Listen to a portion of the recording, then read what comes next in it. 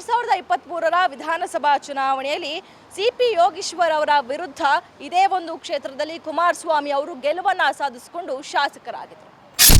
ಈಗ ಈ ಒಂದು ಚನ್ನಪಟ್ಟಣ ಕ್ಷೇತ್ರದಲ್ಲಿ ನಾನೇ ಅಭ್ಯರ್ಥಿ ಆಗ್ತೇನೆ ಅಂತ ಸಿಪಿ ಯೋಗೀಶ್ವರ್ ಕಳೆದ 2-3 ತಿಂಗಳಿಂದ ಪಟ್ಟು ಹಿಡಿದಿದ್ದಾರೆ.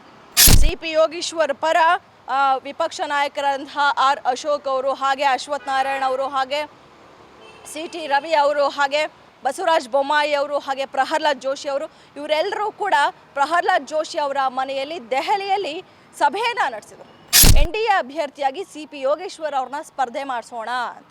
ಗ್ಯಾರಂಟಿ ಗ್ಯಾರಂಟಿ ಗ್ಯಾರಂಟಿ, ಇದು ಗ್ಯಾರಂಟಿ ನ್ಯೂಸ್. ಸುದ್ದಿ ಖಚಿತ, ನ್ಯಾಯ ನಿಶ್ಚಿತ. ಲೋಕಸಭಾ ಚುನಾವಣೆಯ ನಂತರ 3 ಕ್ಷೇತ್ರದಲ್ಲಿ ಬೈ ಎಲೆಕ್ಷನ್ ಆಗುತ್ತದೆ. ಆ 3 ಕ್ಷೇತ್ರಗಳು ಯಾವ್ದು ಅಂದರೆ ಶಿಗ್ಗಾವಿ, ಸಂಡೂರು, ಹಾಗೆ ಚನ್ನಪಟ್ಟಣ. ಇದರಲ್ಲಿ ಹೈ ವೋಲ್ಟೇಜ್ ಕ್ಷೇತ್ರ ಚನ್ನಪಟ್ಟಣ. ಹಾಗೆ ಈ ಒಂದು ಕ್ಷೇತ್ರ ಮೈತ್ರಿ ಪಕ್ಷಗಳ ಭವಿಷ್ಯ ನಿರ್ಧಾರ ಮಾಡುವಂತಹ ಕ್ಷೇತ್ರ ಕೂಡ ಆಗಿದೆ. 2023ರ ವಿಧಾನಸಭಾ ಚುನಾವಣೆಯಲ್ಲಿ ಸಿಪಿ ಯೋಗೀಶ್ವರ್ ಅವರ ವಿರುದ್ಧ ಇದೇ ಒಂದು ಕ್ಷೇತ್ರದಲ್ಲಿ ಕುಮಾರಸ್ವಾಮಿ ಅವರು ಗೆಲುವನ್ನು ಸಾಧಿಸಿಕೊಂಡು ಶಾಸಕರಾಗಿದ್ದರು. ಇದೀಗ ಲೋಕಸಭಾ ಚುನಾವಣೆಯಲ್ಲಿ ಮಂಡ್ಯದಿಂದ ಕುಮಾರಸ್ವಾಮಿ ಅವರು ಸ್ಪರ್ಧೆ ಮಾಡಿ ಈಗ ಕೇಂದ್ರ ಸಚಿವರಾಗಿದ್ದಾರೆ. ಹೀಗಾಗಿ ಚನ್ನಪಟ್ಟಣದಲ್ಲಿ ಬೈ ಎಲೆಕ್ಷನ್ ಕೂಡ ಆಗೋದಿದೆ. ಈಗ ಈ ಒಂದು ಚನ್ನಪಟ್ಟಣ ಕ್ಷೇತ್ರದಲ್ಲಿ ನಾನೇ ಅಭ್ಯರ್ಥಿ ಆಗ್ತೇನೆ ಅಂತ ಸಿಪಿ ಯೋಗೀಶ್ವರ್ ಕಳೆದ 2-3 ತಿಂಗಳಿಂದ ಪಟ್ಟು ಹಿಡಿದಿದ್ದಾರೆ. ಆದರೆ ಸಿಪಿ ಯೋಗೀಶ್ವರ್ ಅವ್ರಿಗೆ ಆ ಒಂದು ಕ್ಷೇತ್ರವನ್ನು ಬಿಟ್ಟು ಕೊಡೋದಕ್ಕೆ ಕುಮಾರಸ್ವಾಮಿ ಅವ್ರಿಗೆ ಕಿಂಚಿತ್ತೂ ಕೂಡ ಇಷ್ಟ ಇಲ್ಲ. ಯಾಕಂದರೆ ಅದು ಅವರ ಒಂದು ಕ್ಷೇತ್ರ ಆಗಿದೆ. ಹಾಗೆ 2 ಬಾರಿ ಸಿಪಿ ಯೋಗೀಶ್ವರ್ ಅವರು 2018 ಹಾಗೆ 2023ರಲ್ಲಿ ಸಿಪಿ ಯೋಗೀಶ್ವರ್ ಅವರು ಕುಮಾರಸ್ವಾಮಿ ಅವರ ವಿರುದ್ಧ ಸೋಲನ್ನು ಕಂಡಿದ್ದರು. ಸೊ ಇದೀಗ ಸಿಪಿ ಯೋಗೀಶ್ವರ್ ಅವ್ರಿಗೆ ಬಿಟ್ಟು ಕೊಡೋಕೆ ಇವ್ರಿಗೆ ಕಿಂಚಿತ್ತೂ ಕೂಡ ಇಷ್ಟ ಇಲ್ಲ. ಆದರೂ ಈ ಒಂದು ಏನು NDA ಪಕ್ಷದಿಂದ ನಾನೇ ಸ್ಪರ್ಧೆಯನ್ನು ಮಾಡ್ತೀನಿ ಅಂತ ಸಿಪಿ ಯೋಗೀಶ್ವರ್ ಅವರು ಹೇಳ್ಕೊಂಡು ಓಡಾಡ್ತಾ ಇರುವಂಥದ್ದು. ಹಾಗೆ ಸಿಪಿ ಯೋಗೀಶ್ವರ್ ಪರ ವಿಪಕ್ಷ ನಾಯಕರಂತಹ ಆರ್ ಅಶೋಕ್ ಅವರು, ಹಾಗೆ ಅಶ್ವಥ್ ನಾರಾಯಣ ಅವರು, ಹಾಗೆ ಸಿ.ಟಿ. ರವಿ ಅವರು, ಹಾಗೆ ಬಸವರಾಜ ಬೊಮ್ಮಾಯಿ ಅವರು, ಹಾಗೆ ಪ್ರಹ್ಲಾದ್ ಜೋಶಿ ಅವರು, ಇವರೆಲ್ಲರೂ ಕೂಡ ಪ್ರಹ್ಲಾದ್ ಜೋಶಿ ಅವರ ಮನೆಯಲ್ಲಿ ದೆಹಲಿಯಲ್ಲಿ ಸಭೆಯನ್ನು ನಡೆಸಿದರು.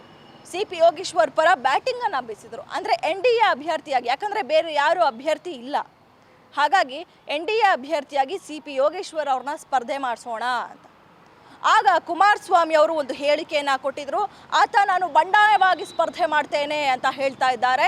ಈ ಹೇಳಿಕೆ ನನಗೆ ಇಷ್ಟ ಆಗಲಿಲ್ಲ ಅಂತ ತಮ್ಮ ಬೇಸರವನ್ನು ವ್ಯಕ್ತಪಡಿಸಿದರು. ಸೊ ಹಾಗೆ ಏನು ಸಭೆಯನ್ನು ಮಾಡಿದ್ರು ದೆಹಲಿಯಲ್ಲಿ, ವಿಜೇಂದ್ರ ಅವರನ್ನು ಹೊರಗಿಟ್ಟು ಅಶೋಕ್ ಅವರ ನಿಯೋಗ ಸಭೆಯನ್ನು ನಡೆಸಿತ್ತು. ಸೊ ಆ ಒಂದು ಸಭೆ, ಆ ಒಂದು ಪ್ರಹ್ಲಾದ್ ಜೋಶಿ ಅವರ ಮನೆಯಲ್ಲಿ ಏನು ನಡೆಸಿದ್ರು ಸಭೆ, ಅಲ್ಲಿಗೆ ಮಾತ್ರ ಸೀಮಿತವಾಗಿತ್ತು. ಯಾಕಂದರೆ ಎಲ್ಲೂ ಕೂಡ ಪಕ್ಷದ ವೇದಿಕೆಯಲ್ಲಿ ಚರ್ಚೆ ಬರಲಿಲ್ಲ. ಇನ್ನೂ ಕೂಡ ಚನ್ನಪಟ್ಟಣದಲ್ಲಿ ಯಾರು ಅಭ್ಯರ್ಥಿ ಅನ್ನೋದು ಈಗಲೂ ಕೂಡ ನಿರ್ಧಾರ ಆಗಿಲ್ಲ.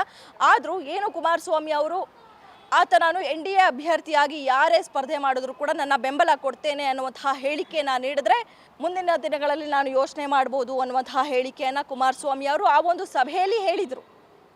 ಸೊ ಹೀಗಾಗಿ ಅದಾದ ನಂತರ ಮಂಡ್ಯದಲ್ಲಿ ಹಾಗೆ ಚನ್ನಪಟ್ಟಣದಲ್ಲಿ ಸಿಪಿ ಯೋಗೀಶ್ವರ್ ಅವರು ಮಾಧ್ಯಮಗಳಿಗೆ ಒಂದು ಹೇಳಿಕೆಯನ್ನು ನೀಡಿದರು. NDA ಅಭ್ಯರ್ಥಿಯಾಗಿ ಯಾರೇ ಸ್ಪರ್ಧೆ ಮಾಡಿದರೂ ಕೂಡ ನಾನು ಬೆಂಬಲಕ್ಕೆ ನಿಲ್ತೇನೆ, ಅವರ ಬೆಂಬಲಕ್ಕೆ ಇರ್ತೇನೆ ಎನ್ನುವಂತಹ ಹೇಳಿಕೆಯನ್ನು ನೀಡಿ ಎಲ್ರಿಗೂ ಶಾಕ್ ಕೊಟ್ಟಿದ್ರು.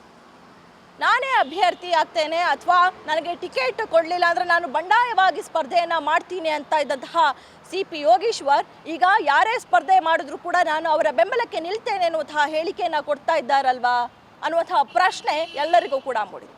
ಕುಮಾರಸ್ವಾಮಿ ಅವರನ್ನ ಓಲೈಸುವುದಕ್ಕೋಸ್ಕರ ಈ ಒಂದು ಹೇಳಿಕೆಯನ್ನು ಸಿಪಿ ಯೋಗೀಶ್ವರ್ ಅವರು ಕೊಟ್ಟಿದ್ರು.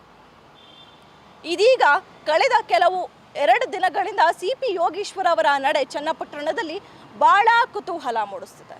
ಯಾಕಂದರೆ ಈಗ NDA ಪಕ್ಷದ ಅಭ್ಯರ್ಥಿ ನಾನೇ ಆಗ್ತೇನೆ ಅಂತ ಈಗಾಗಲೇ ಮನೆ ಭೇಟಿಯನ್ನು ಕೊಡ್ತಾ ಇದ್ದಾರೆ. ಹಾಗೆ ಚುನಾವಣಾ ಪ್ರಚಾರವನ್ನು ಕೂಡ ನಡೆಸ್ತಾ ಇದ್ದಾರೆ. ಹಾಗೆ ಸರಣಿ ಸಭೆಯನ್ನು ಮಾಡ್ತಾ ಇದ್ದಾರೆ ಕಾರ್ಯಕರ್ತರ ಜೊತೆ.